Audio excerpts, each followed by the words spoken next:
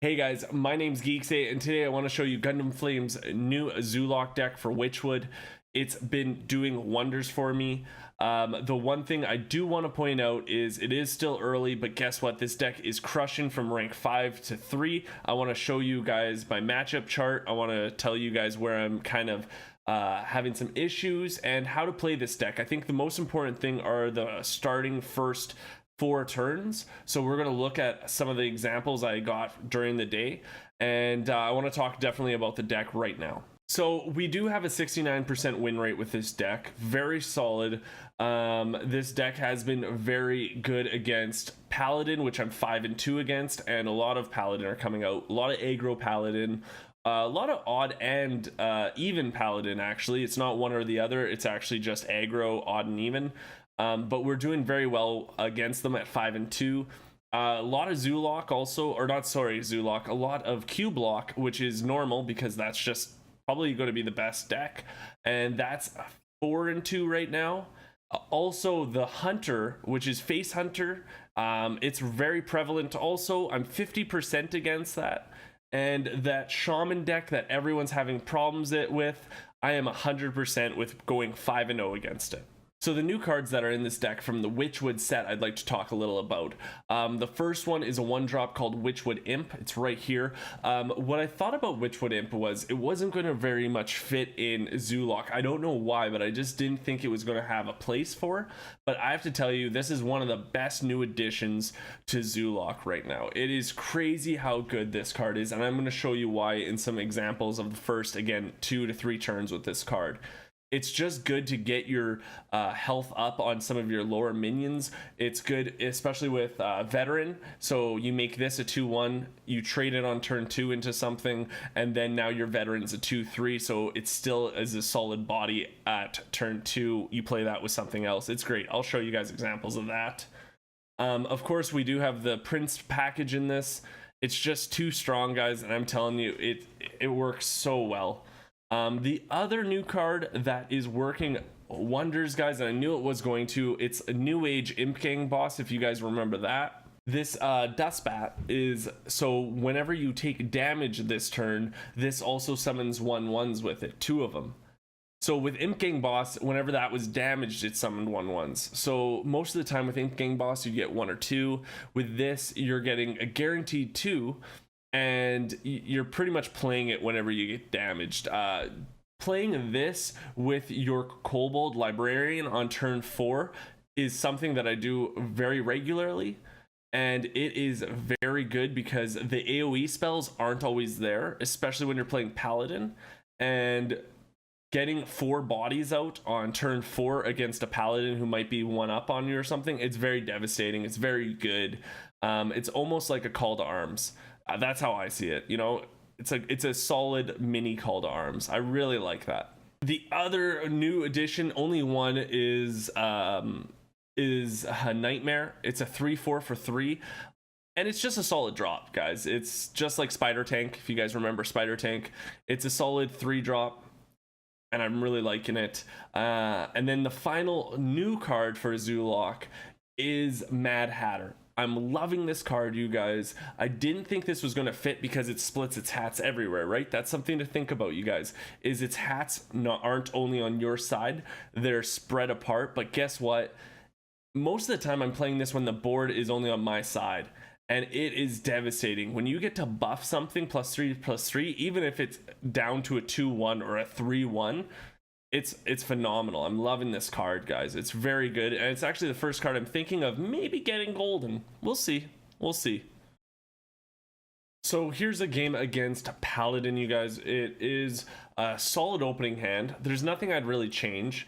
We've got draw on 1, we've got a buff if we need to, and we've got a juicy taunt on 3. I think Tar Creeper against Paladin is very good. This is one of the main taunts you want right away. If you need to, keep the Void Lord for sure, but I'm really liking this opening hand. Let's see how it plays out, though. So we're keeping the hand. Let's see what we pull here. Chain Gang, great card. We're going to take a draw, obviously. Voidwalker, great turn 2, especially when we're placing it with Veteran, which is something I'm sure I'm about to do. I'm not. I kind of remember the game, kind of not.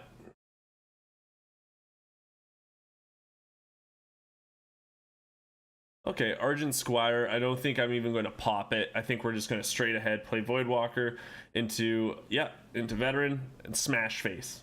It's good play, guys. Turn 3, I'm just going to Tar Creeper here. It's just a good card to do that with, especially with this. Right now, we can trade if we want, but we're going to just probably Tar Creeper.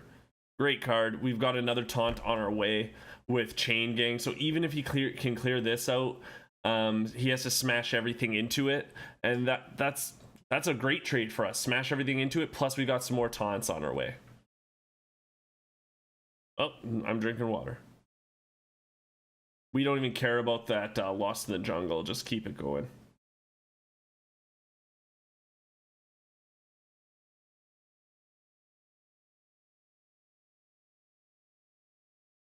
So, as you guys can tell with this matchup, the most important thing against Paladin is draw your taunts, right? Go face when you need to. You don't need to trade, especially when you have taunts coming.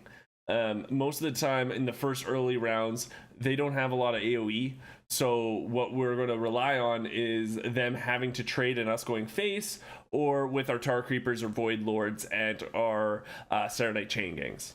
I'm already looking like I'm going to grab a Mad Hatter and take him away. But here's what we're playing, guys, is we're playing against probably Q-Block. That's what I'm thinking right away here, guys, because I haven't fought any other Zoolocks at all today. Not even with the other decks I was playing with. I've only been facing Q-Blocks. I can pretty much presume that this is Q-Block. So every card in this hand I'm liking, aside from Mad Hatter. I think it's just too late. And like I said, it's the first early turns that are so important when you're playing an aggressive deck, that we want to make sure we get a good snowball going. And with Mad Hatter, it's just too late game. With Coin, because we're on Coin here, I'm really liking keeping Fledgling, especially when we've got that juicy Witchwood Imp to buff it if we need to. So I think that's the way I'm going to go with this. But again, I'm only kind of sure. A little. So I do get rid of the Mad Hatter.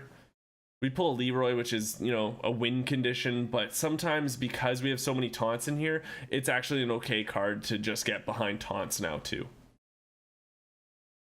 So right away, we're going to play Witchwood Imp. Like, it's just a great card. Like I said, I'm really liking this card right out of the gate, because on turn 2, we can buff something, and in case he plays his 2-1 draw card, we can now destroy it. Okay, he played a 2-3. And we got another Fledgling.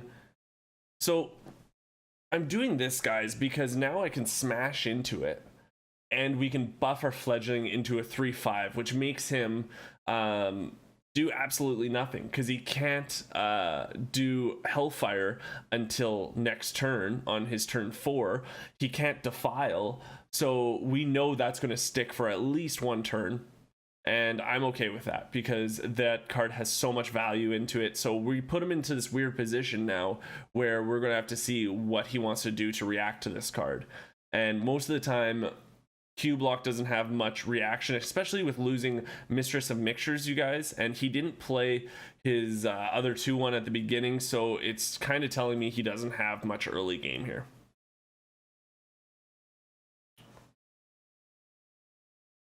Oh. I'm thinking about smashing it in, but I should definitely smash it in, because it becomes a 3-5, and that's why I'm loving that card, you guys. That Imp card is fantastic. I am loving it. So we Corrupting Mists it. That's fine. We've got a great card, or we got some great value out of this. Put another one out. What I would like to see here is if we could have gotten summon 2-1-1s, but we didn't, which was sad. Okay, so what I like about this, guys, is we are going to force him, if he has one, to Hellfire. Because, again, Vicious Fledgling is such a great card. You guys, it's like our deck, right? We want to snowball, and that card is the epitome of a snowballing card. The more it hits a person's face, the worse it gets. So what we want is for him to react with this. So either play a Hellfire on a 1 card, which is beautiful for us, or, you know, get out some sort of stupid taunt, or maybe play something a little early.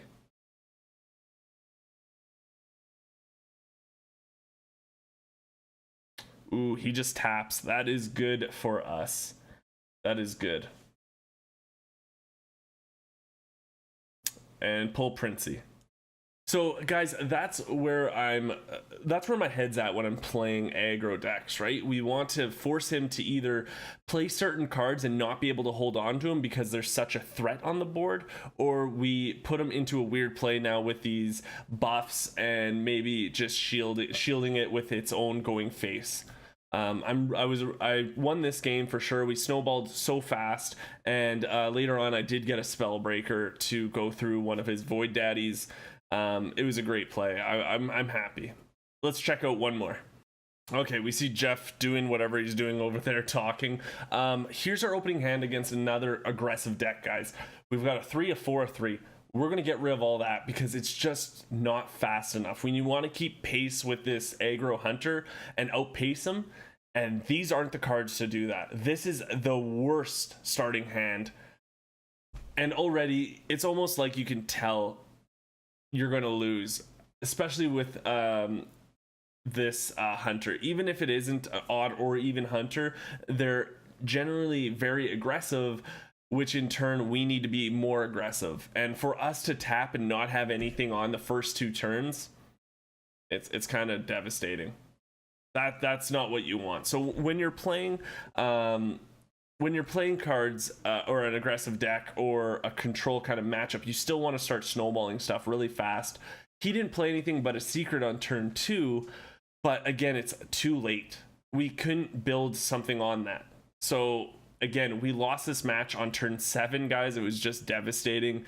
He started snowballing with secrets and minions, and we couldn't keep up. I am really liking this deck, you guys. There's nothing I would take out aside from maybe one Spellbreaker. I'm in talks of that. I was thinking of replacing it with a Despicable Dreadlord, but I think it's too slow for those hunter decks, and I think if we play it on turn 5 and we're not winning against Paladin at that time, we're not going to win either way. Because this is more of a snowball deck, I think that's the route to take, but I'm going to do some more work. I'm thinking I'm going to take this to Legend this week and do another video for you guys and tell you more about it. But right now, I'm telling you right now, I like this deck. It's fun, it's fast. If you're grinding for Legend or just games, if you're just trying to get games in, you'll know right away, first 5 turns if you've won or lost. And yeah, I'm really liking this game. Thank you guys so much for being here, guys. If you want to watch me, I do stream 5 days a week. I will be streaming this deck and how I play it. It's through my channel on Twitch TV. Also, if you want to see more videos, they're right there. And guys, I want you to go smile up a friggin' storm this week.